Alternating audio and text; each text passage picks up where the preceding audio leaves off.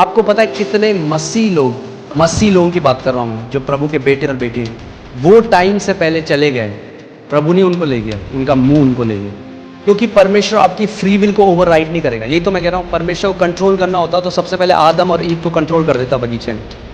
परमेश्वर आपको कंट्रोल, आप मुंह से जो भी बोलेंगे परमेश्वर कंट्रोल नहीं करेगा, वो आपको लीड करेगा, कंट्रोल नहीं करेगा कभी भी। आप जानते हैं हम लोग, इतना ज़रूरी है जो हम लोगों के मुंह से निकलता है, इस बात को समझना बहुत ज़रूरी है। एक परमेश्वर के दास केनेथ हेगन, वो एक लड़के के लिए प्रार्थना करने गए। वो 37 साल का था, 37 साल का था और कोमा में था। और वो जैसे ही हॉस्पिटल के कमरे में गए, उन्होंने हाथ रखा, प्रभु ने एकदम बोला अपना हाथ हटा ले क्योंकि ये बचेगा नहीं, मर जाएगा। और वो जो विश्वास करते रहे, जो डॉक्टर था उनकी बिल्कुल अगेंस्ट था, क्योंकि वो विश्वास करते रहे चंगाई सबके लिए। उनका प्रभु ये कैसे हो सकता है, मैं हमेशा विश्वास मैंने सिखाया चंगाई सबके लिए। और प्रभु ने उनको बताया कि इस लड़के ने बचपन से बार बार एक गलत अंगीकार किया, और आत्मिक जहां में एक नियम है। तरह अगर मैं आपको समझाऊं सरल भाषा में, तो आत्मिक जहां में एक, समझ लीजिए एक बड़ा सा व्हील है, एक पहिया है, और जब आप किसी बात को लगातार कन्फेस करते हो, वो पहिया घूमने लग जाता है, उसको गति मिल जाती है। और जब उसको गति मिल जाती है, परमेश्वर भी आपकी अथॉरिटी को ओवर पावर नहीं करता। आप समझ रहे हैं मैं क्या कह रहा हूं? और प्रभु ने कहा अगर ये जिंदा होता, अगर ये कोमा के बाहर होता तो ये ठीक हो जाता। और फिर उन्होंने उसके भाई से कंफर्म किया, उसने कहा बिल्कुल सही बात है। जब ये छोटा था तब से ही कहता था मैं 40 साल तक जिंदा नहीं रहूँगा। पता नहीं क्यों कहता था, कह रहा हम भी बोलते रहे कि आप, हर बार बोलता रहता था। कैंप में गए हम, वहाँ पे भी कहता रहा मैं 40 साल नहीं देखूंगा अपने जीवन में। 37 में ही डाइड। पिता ने कहा मैंने इसको वापस घर बुला लिया है। वो वापस प्रभु के पास गया, मगर हम हर चीज परमेश्वर पे नहीं डाल सकते। हमारी भी एक रिस्पॉन्सिबिलिटी है पुत्रों की तरह। आप समझ रहे हैं? हमें अपने अधिकार को समझना है, अपनी जिम्मेदारी को समझना जरूरी है कि आपकी एक जिम्मेदारी है। नीति वचन 18:21 में लिखा है, जीव के वश में मृत्यु और जीवन दोनों होते हैं, और जो उसे काम में लाना जानता है वह उसका फल भोगेगा।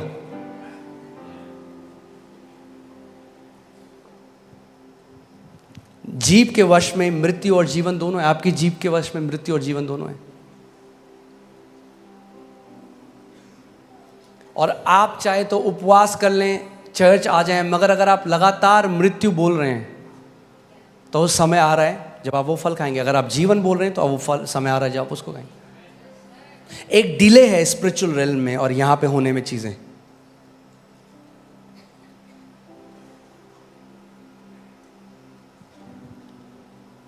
इसीलिए जो डोमिनियन है वो हमारी लाइफस्टाइल होनी चाहिए।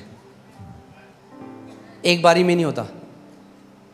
आपने देखा कोई व्यक्ति जिम जाए और एक दिन करे और अगले दिन आप देखो वो नहीं, लगातार लाइफस्टाइल की तरह करना पड़ेगा। वैसे ही अधिकार भी है, आपको लगातार जीवन शैली बनानी पड़ेगी शासन अधिकार की। क्योंकि कई लोग इतना गलत बोलते आए हैं अपने मुंह से बार बार। आपको पता है दुष्ट आत्माएं वेट कर रही हैं कि आपके मुंह से गलत वर्ड निकले और वो उन वचनों को इस्तेमाल करें आपके विरोध में।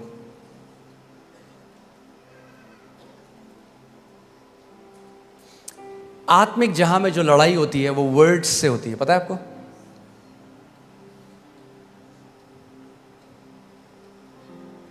ये जो जादू टोना करने वाले, तांत्रिक मंत्र तंत्र करने वाले क्या करते हैं? क्या बोल रहे हैं? वर्ड्स बोल रहे हैं, कर्स कर रहे हैं, श्राप दे रहे हैं, और उन शब्दों को दुष्ट आत्माएं लेती हैं और जाती हैं काम असाइनमेंट में। वैसे ही जब हम परमेश्वर के वचन को बोलते हैं तो स्वर्गदूत एक्टिवेट हो जाते हैं, उन वचनों को लेते हैं और वो असाइनमेंट में काम पे जाते हैं। मगर अगर आपका मुंह बंद है, यद्यपि जय आपका इनहेरिटेंस है, आपकी मिरास है, आप जय में नहीं जी सकते। और मैं आपको एक बात बताता हूं, ध्यान से सुनिएगा। अगर आप जय में जीना चाहते हैं, ब्लेम करना छोड़ दीजिए। सबसे पहली चीज, मेरा जीवन ऐसा है क्योंकि मेरे पापा ने मेरे को ये नहीं किया, क्योंकि मेरी बहन ने मुझे प्यार नहीं मिला। अरे अब तो मिल गया यीशु मसीह में प्यार, खत्म करो उस गाने को।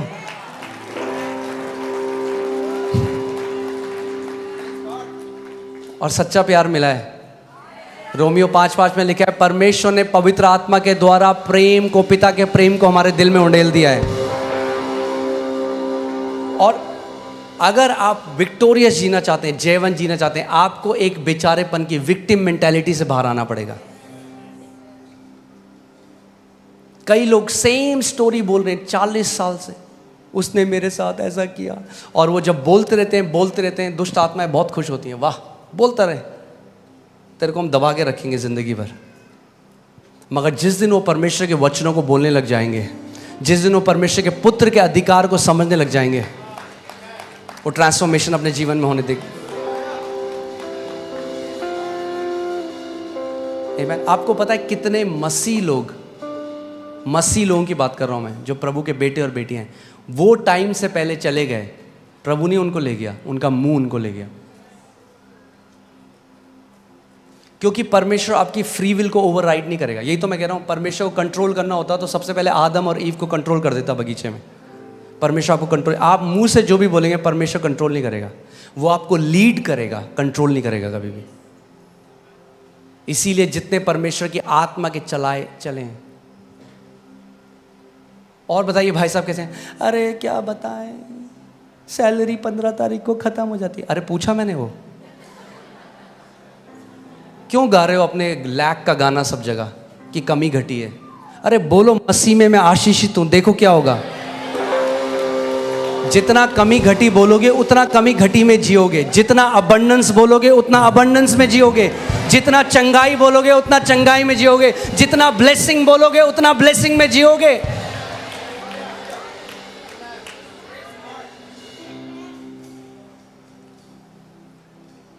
आमीन।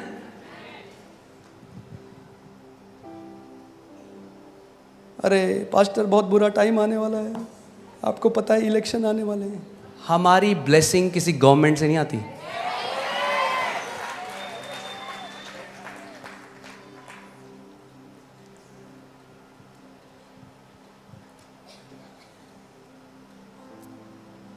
बहुत सीरियस हो गए कुछ लोग।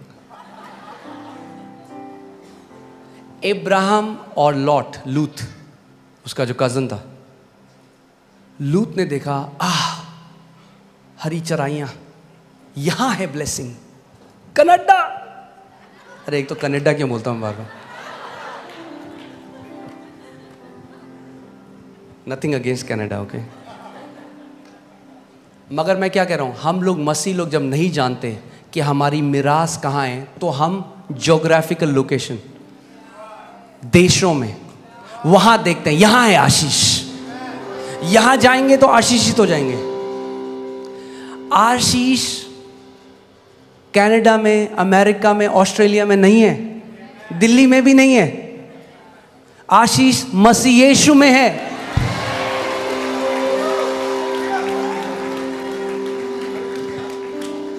इफिसियों 1:3 लगाइएगा। परमेश्वर ने हमें सारी आत्मिक आशीष से आशीषित कर दिया है। कहां पे? मसीह यीशु में। कहां पे है? कहां पे आशीष है? मसीह यीशु में। तो लौत ने देखा, उसने देखा मेरी आशीष एक जगह में, और वहां गया और नाश हो गया। और इब्राहिम रेगिस्तान गया और वहां पे प्रॉस्पर करता चला गया। सो चाहे इलेक्शन का रिजल्ट कुछ भी हो, आप प्रॉस्पर करते रहेंगे यीशु के नाम में।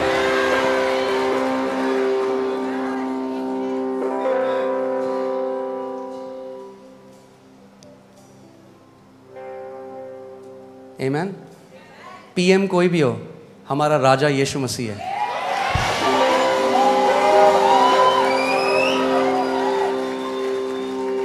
आमीन। सो मैं आपको क्यों ये बात बता, कई बार लोग इस बात को समझते नहीं। वो कह रहे पास्टर हम प्रार्थना कर रहे हैं, क्यों नहीं आता, क्यों नहीं हमारे साथ होता, हम इतने लैक में। और आप 5 मिनट जब मैं उनकी बात सुनता हूँ ना, तो मैं इतना लैक सुनता हूँ उसमें, इतनी कमी घटी 5 मिनट में वो बोल देते हैं। मैं कहता हूँ क्या होगा घर पे अगर ये कितना बोलते होंगे, कमी घटी।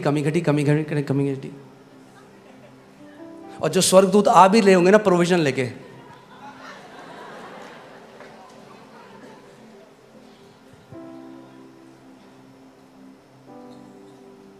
और हमें लगता है अरे ये कोई ऐसे थोड़ा ना होता है, मैंने तो प्रार्थना कर दी। हम सोचते प्रार्थना ना एक जादू की छड़ी घुमाना जैसे। मैंने प्रभु को बोलते प्रभु हमारे लिए कर देना बस। नहीं, आपकी एक जिम्मेदारी, आप अपने मुंह से क्या निकालते हो एक बेटे की तरह। क्या आप परमेश्वर को अनुमति देते हो आपको ब्लेस करने के लिए? आप कहोगे ये कैसी बात हुई? यही तो बात हुई। परमेश्वर तो सबको ब्लेस करना चाह रहा है। अब मैं अगर आपको समझाऊं तो, अब अगर मैं इसको ऐसे कर दूं और फिर इसके ऊपर पानी डालूं तो भरेगी बोतल? कई लोग ऐसे ही हैं मसीह, ऐसे हो रखे हैं, झरने के नीचे हैं मगर भरे नहीं इतने साल से। क्यों? क्योंकि उल्टे बैठे हैं ऐसे। वो कह रहे हैं प्रभु क्यों नहीं हो रहा है कुछ? थोड़ा ढक्कन खोलो, झरने के नीचे हो।